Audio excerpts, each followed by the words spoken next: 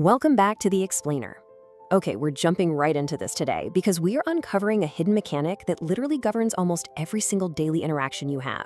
Seriously, it's a dynamic most of us are completely blind to, yet it totally dictates who gets promoted, who gets respected, and who, well, gets walked all over. We're looking at the silent power of emotional discipline. Think about the people you admire most in your life, whether personal or professional. Chances are they have this quiet gravity to them, right? Well, today we're breaking down the exact blueprint of that gravity. So, I gotta ask, are you being tested today? I want you to really think about it. Because the truth is, every single day, people are testing you. And get this, they're doing it without asking you a single question. Maybe it happened on your morning commute when someone aggressively cut you off in traffic. Or perhaps the second you opened your laptop and saw this super passive-aggressive email from a coworker. These aren't just random, isolated annoyances. Nope, they are active, live tests of your emotional baseline. Now, to be clear here, we are not talking about an academic exam. We aren't talking about some high-stakes job interview or formal performance review. This test is entirely based on your reactions. Why? Well, think about it. Anyone can prepare for an interview, right? Anyone can throw on a nice suit, memorize some smart-sounding answers, and pretend to be totally composed for 45 minutes. But your raw, unfiltered reactions to sudden stress, man, those reveal your true baseline. They strip right through that rehearsed persona and show the world exactly what you're made of when the heat is actually on. Let's look at what this test actually looks like in the real world. It happens when someone completely ignores a really thoughtful message you sent. It happens when someone aggressively interrupts you right in the middle of a point you're making, or when someone criticizes your work publicly in front of everybody, or honestly, when someone just makes you wait for absolutely no good reason. I mean, at first glance, these just look like the random, chaotic friction of everyday life. But they're not random at all. They are behavioral provocations, intentionally or unintentionally, testing the thickness of your emotional armor. Which brings us to Section 1, the psychology of judgment, unveiling the hidden rules. Let's shift gears for a second away from those daily annoyances and look at the deeper psychology of what's actually going down when you run into them. Here's the secret. People don't just listen to the words coming out of your mouth, they watch how you react. We humans are completely hardwired to make lightning-fast judgments based entirely on your emotional responses to friction.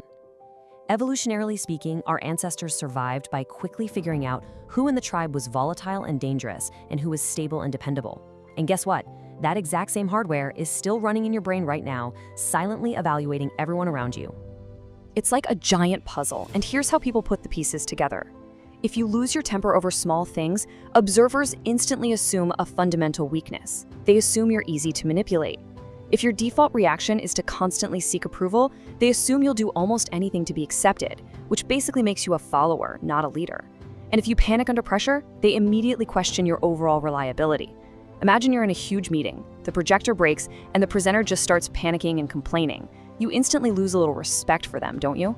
Every unchecked reaction is basically weaponized by observers as an assumed weakness. And you want to know the truly scary part about all this? Most of these judgments happen in seconds. Literally seconds. That is the terrifying speed of human psychology. Before you've even had time to realize your own heart rate is spiking, the person sitting right across from you has already cataloged your reaction, processed it, and basically stamped a permanent label on your character. Is it wildly unfair? Oh, for sure, but it is deeply ingrained human nature. We don't wait for all the facts. We judge the immediate emotional response. All right, moving on to Section 2, the power of the pause, the strategy of the strong. So how in the world do we navigate this psychological minefield? Well, emotionally strong people actually understand the game being played. You see, the average person's instinct falls into a very predictable trap, reacting immediately. They feel the sting of an insult and bam, they bite back. But the emotionally strong person, they lean into a powerful alternative, pausing. And look, pausing isn't passive. It's a highly active, deliberate choice. They rarely react the exact moment a provocation hits because they know that every single reaction broadcasts a message to the room. They refuse to let the trap dictate what that message is going to be.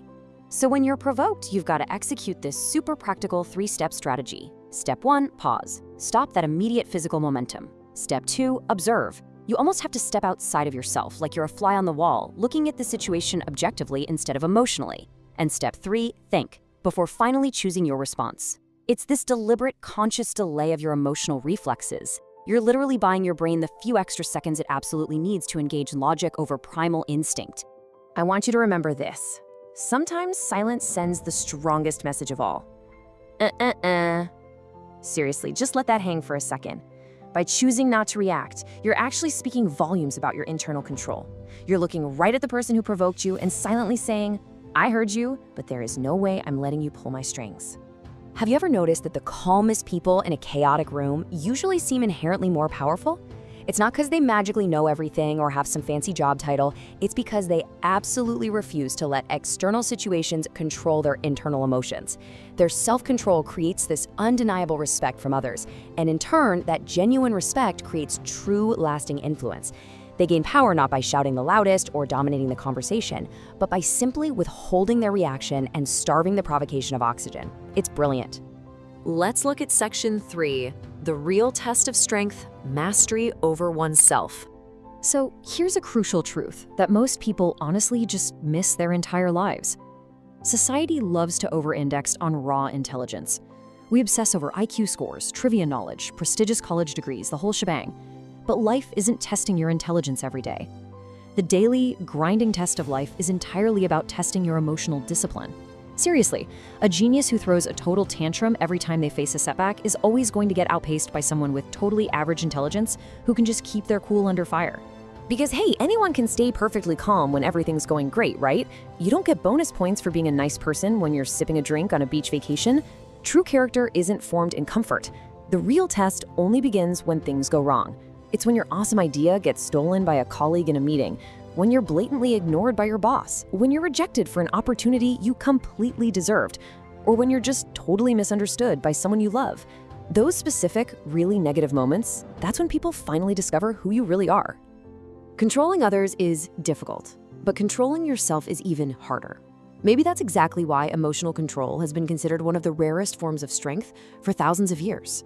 I mean, the great Stoic philosopher Marcus Aurelius constantly wrote about this exact concept, that you have power over your mind, not outside events. Self-mastery takes a level of daily awareness and rigorous discipline that most people just never cultivate. Because, let's be real, it is way easier to blame the world than it is to govern your own mind. So the next time life provokes you, I want you to remember this rule. Not every situation deserves your reaction. Keep this as a comforting, empowering tool right in your back pocket. Look, just because someone throws you a ball doesn't mean you actually have to catch it. You do not owe the world an emotional response just because it poked you.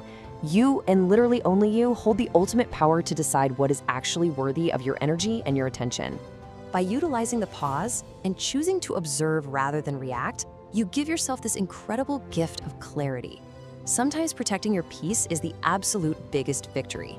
It goes totally against our human ego's intense desire to always get the last word or to aggressively correct every single slight against us. But guess what? You don't have to win every argument to be the winner.